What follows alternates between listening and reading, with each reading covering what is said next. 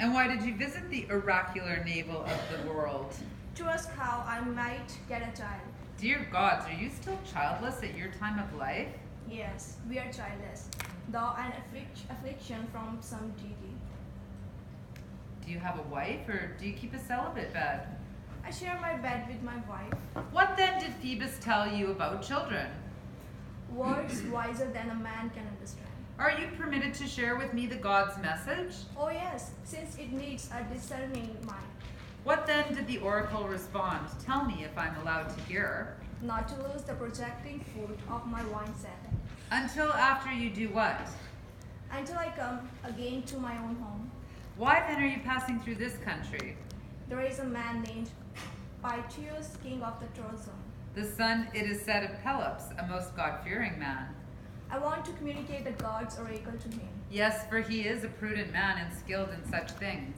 And he is, besides, the most friendly of my allies. May you fare well and gain your heart's desire. But why do I see your face and complexion so wasted? Aegeus, my husband is the world's most wicked man. What are you saying? Tell me clearly why you are downcast. Jason wrongs me, though I have done nothing to him. What has he done? Tell me everything.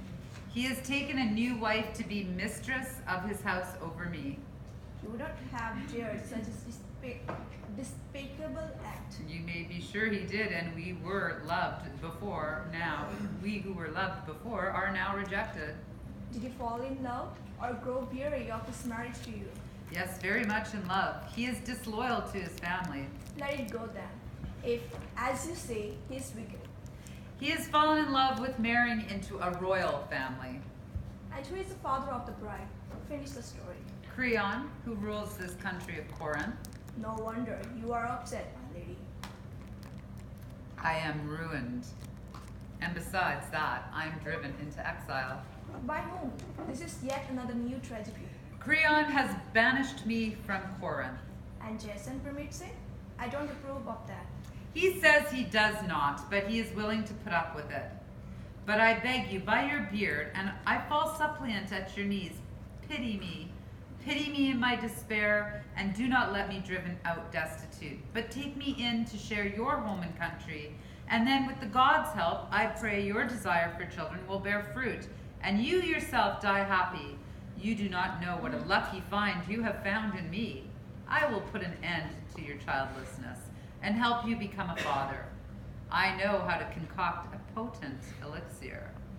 There are many reasons that I am eager to grant you this favor, my lady. First of reverence for the gods, and then in the hope of children whose birth you predict, for I am in utter despair over it. This is how it is with me. If you come to my land, it will do my best as a man of honor to receive you as my guest. This much I'll promise you, Medea. I am not prepared to give you escort from his place, but if on your own you come to my home, but you'll remain there under protection, and I will not deliver you up to anyone. But you must make your way from this country, for I want to be free from blame in the eyes of my host here. Yes, I will do that. But if there could be a pledge to me of these things, I will have everything I need from you. Don't you trust me? Or what is troubling you? I trust you. But the house of Peleus is my enemy, and so is Creon. If you are bound by an oath, you will not hand me over to them if they try to take me away from your country. But if you come to terms in words only, without an oath to the gods, you could become their friend, and you might yield to their heralds. For I am in desperate straits, and they have all the wealth and royal power. I see you are taking every precaution. If you think it is best, I'll not refuse you to do as you ask. This way things will be safer for me too.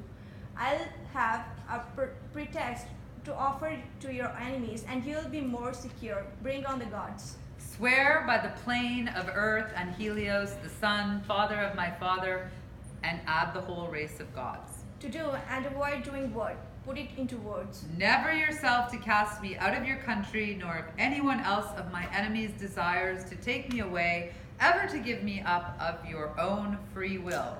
I swear by earth and the bright light of Helios, and all the gods, to abide by your words. It is sufficient. And if you do not keep your word, what will you suffer? What happens to all men who break their oaths? Farewell on your journey, all is well. I will come to your city as soon as possible when I have done what I intend to do and achieved what I desire. May Lord Hermes, son of Maya, the kindly escort, guide you to your home, and may you accomplish what you desire, Aegeus, because you have proven to me that you are a good and generous man. O Zeus! O Zeus, injustice, daughter of Zeus, and light of the sun, I shall be victorious over my enemies now. My friends, I have set out upon my journey. Now I have hope that my enemies will pay the price. For where I was in most trouble, this man appeared as a safe haven of my plans. To him I shall attach a cable to guide me there, going to the city and fortress of Pallas Athena. And now I shall tell you all my plans. Hear my words, though there is no pleasure in them. I will send one of my servants to Jason, asking him to come into my sight. And when he comes, I will speak to him in ingratiating words, how I agree with him in all these things, and everything is fine. This royal marriage he has made after betraying me. And I will say that it is advantageous and sensible. But I will beg for my children to stay here. Not that I would leave my children in hostile territory for my enemies to abuse, but so that with deceit I may kill the king's daughter. For I shall send my children with gifts in their hands, bringing them to the bride, asking for reprieve from exile, a finely woven dress, and a tiara of beaten gold. And if she takes them in her hands and puts them on her flesh, she and anyone who touches her will die a horrible death. So potent are the poisons I will smear on the gifts. After this, it is a brand new story. I grieve over the deed I must do after this, for I shall kill my children. There is no one who will rescue them. And after confounding Jason's whole house, I shall leave the country in flight from the murder of the children I love after daring a most unholy deed. For it is not tolerable to be laughed at by my enemies, friends. Let it pass.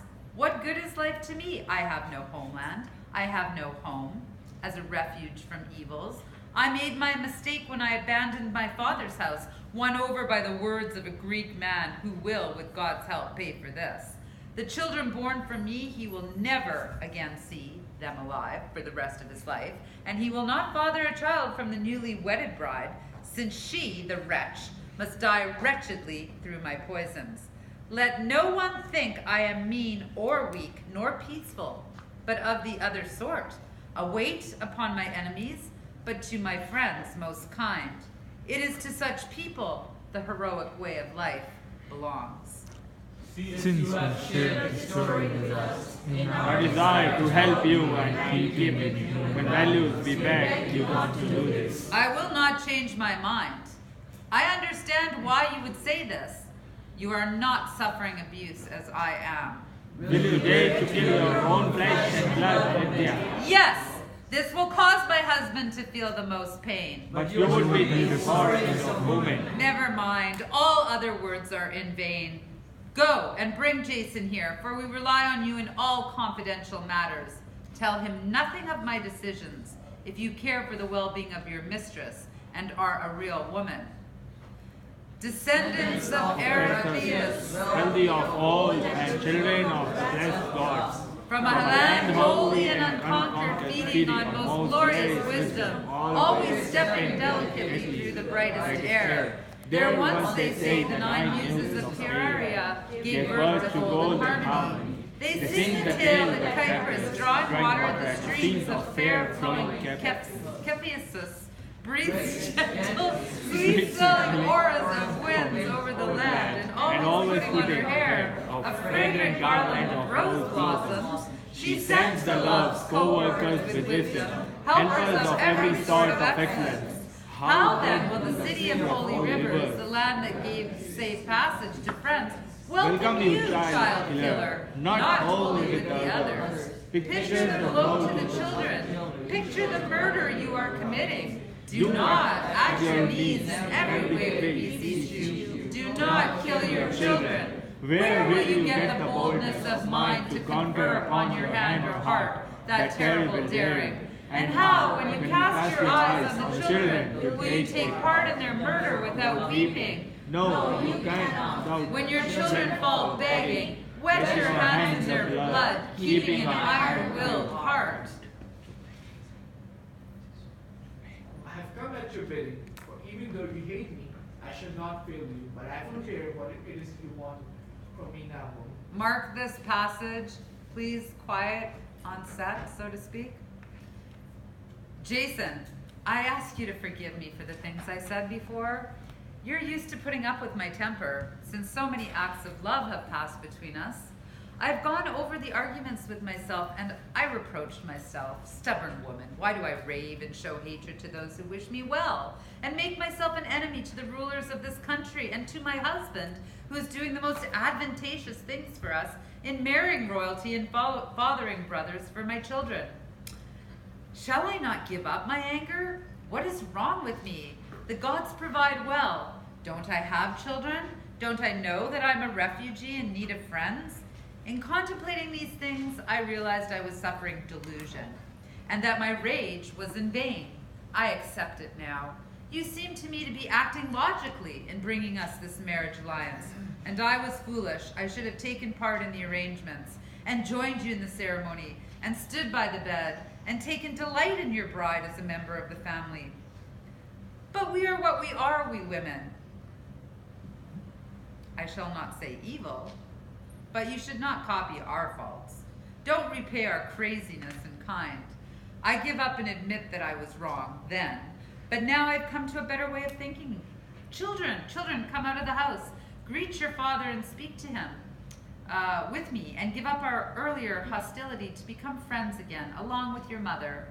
We have made a truce, and our anger is over. Take his right hand, ah me, for our troubles. Secret sorrows fled into my mind. My children, will you live for a long time to stretch out your dear arms in this way? Ah, I am near tears and full of fear. At long last I have put aside the strife with your father, and tears fill my tender sight. And for me too.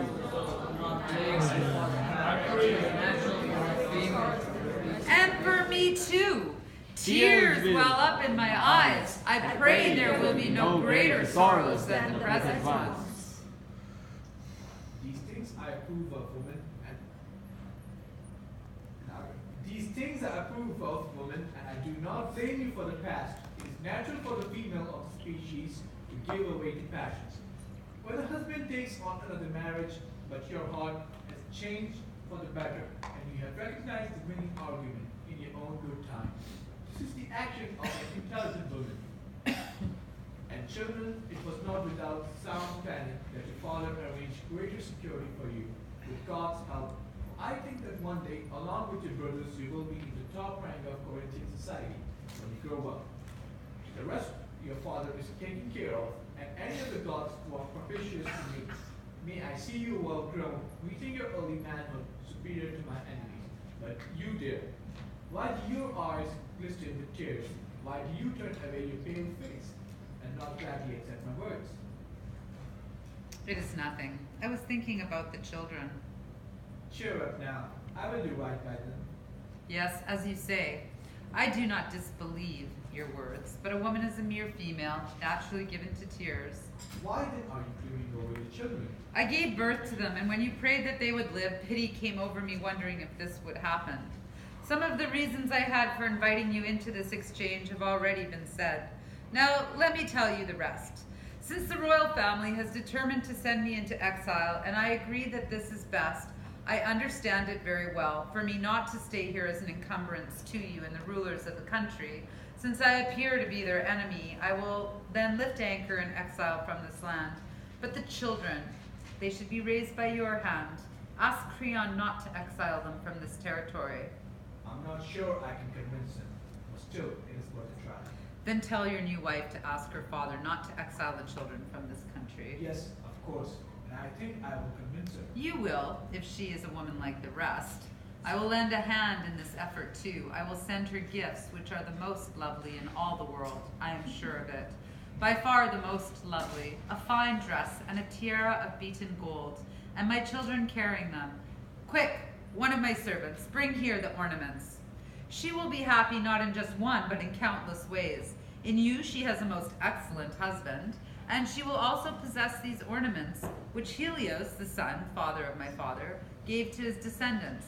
Take these wedding gifts into your hands, children, and give them to the happy royal bride. She will receive most perfect gifts. But why, you foolish woman? Do you deprive yourself of these? Do you think the king's house is in need of dresses of gold? Keep them. Don't give them away. If my wife has any respect for me at all, she prefers me to gold. I am certain. Oh, no, you don't. The saying goes, gifts persuade the gods, and gold is stronger than 10,000 words among men. She has divine favor. Now the God will increase it. In her youth she has power. But to save my children from exile would give my life, not gold alone.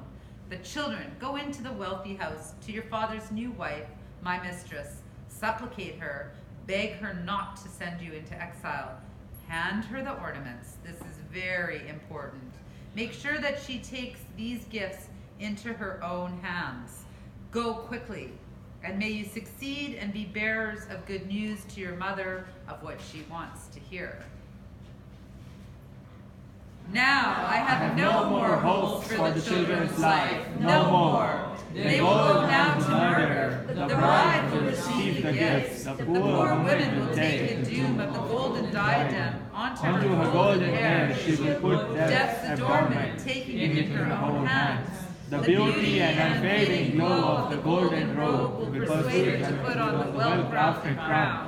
She will dress as a bride now for the dead below. Into such a snare will she fall, and into the destiny of death, unhappy girl. She cannot escape her doom. But you, unhappy, ill-wedded son-in-law of kings, unknowing to your children, you are bringing down, and to your wife, hateful death. Unhappy man, how far you have strayed from your destiny. And most of all, I lament your grief, unhappy mother, of children whom you will murder, your own children, for the sake of the marriage bed, which your husband lawlessly deserted, and now he dwells with another spouse.